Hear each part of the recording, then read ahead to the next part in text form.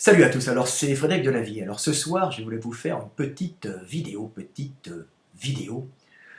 pour vous lire quelques textes que j'ai écrits, sur le pouvoir, sur la réussite et sur la gloire.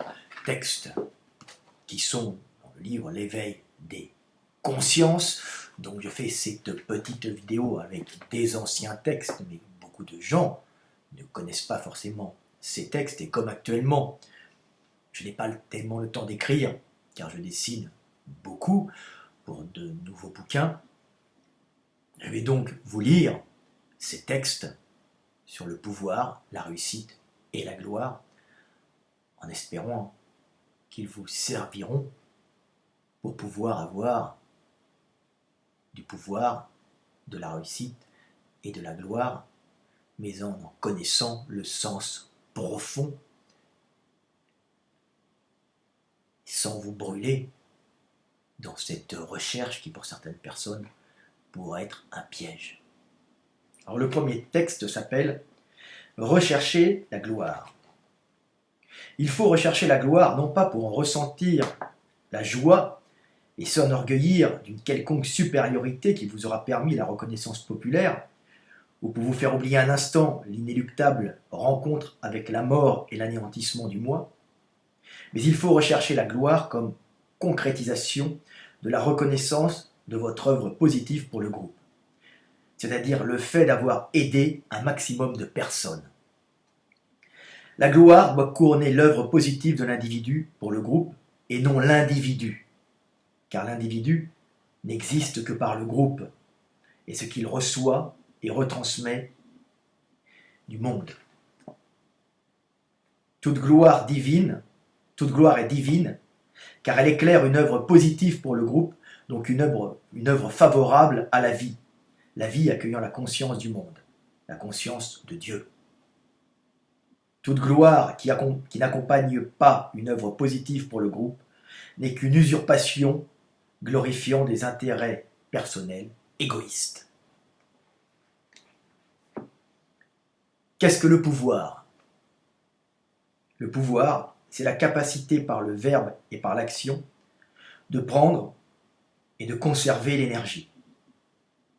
Bien utiliser le pouvoir, c'est l'utiliser pour transmettre la vie et favoriser son expansion. L'homme de pouvoir. Je me dégrade physiquement, mais ma puissance sociale, mon influence sur la société et mon statut augmentent proportionnellement à ma dégradation. Je deviens charismatique et mythique tout en me dégradant physiquement. Tel est l'homme de pouvoir, tel est le guide. Quant aux autres hommes, ils se dégradent progressivement tout en perdant de la puissance et du pouvoir. Argent et pouvoir. Le pouvoir permet d'avoir de l'argent. L'argent permet d'acheter le pouvoir. C'est une alchimie en vase clos. C'est pour cela que peu d'individus pénètrent dans ce cercle et que le pouvoir est toujours conservé par le même groupe, le groupe de ceux qui ont de l'argent, donc qui peuvent acheter le pouvoir permettant de faire de l'argent. Prendre le pouvoir. L'homme de pouvoir doit se faire craindre, s'enrichir et corrompre pour acheter des alliances et évincer la concurrence, pour prendre le pouvoir et y rester.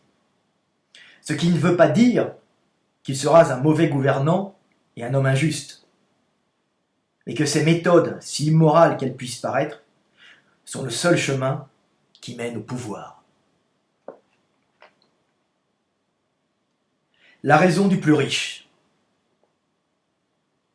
Le monde devient juridique et les hommes procéduriers. Jadis, ce qui se réglait par la parole d'homme ou l'épée se règle maintenant par des joutes d'avocats. C'est à celui qui aura les moyens de s'offrir le meilleur cabinet d'avocats, donc le plus cher, qui aura les moyens d'écraser sa concurrence économique. Il n'y a pas d'autre chemin pour gagner. Au final, les grands vainqueurs de ce changement de règles, ce sont d'un côté les plus riches et de l'autre le système juridique qu'ils emploient et la communauté de parasites vivant dessus. Bien que le monde soit devenu moins violent, il n'en demeure pas moins aussi injuste. La raison du plus fort étant toujours la meilleure. Le plus fort étant maintenant exclusivement le plus riche. C'est avec une douce mélancolie que je regrette le bon vieux temps. La réussite n'est pas un but en soi. La réussite, c'est juste réussir ce qu'on entreprend. Cela n'a rien à voir avec le bonheur ni avec le fait d'être utile au groupe. Le plus important dans la vie étant non pas la réussite, mais de vivre, de goûter au bonheur qui ne peut se concevoir qu'en connaissance de la souffrance, l'une se définissant qu'en opposition à l'autre.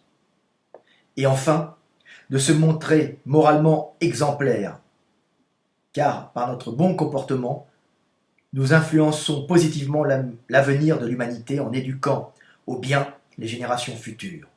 Le bien étant ce qui unit le groupe étant le garant de la survie de l'individu. L'individu générant la conscience qui est l'esprit du monde ou de Dieu.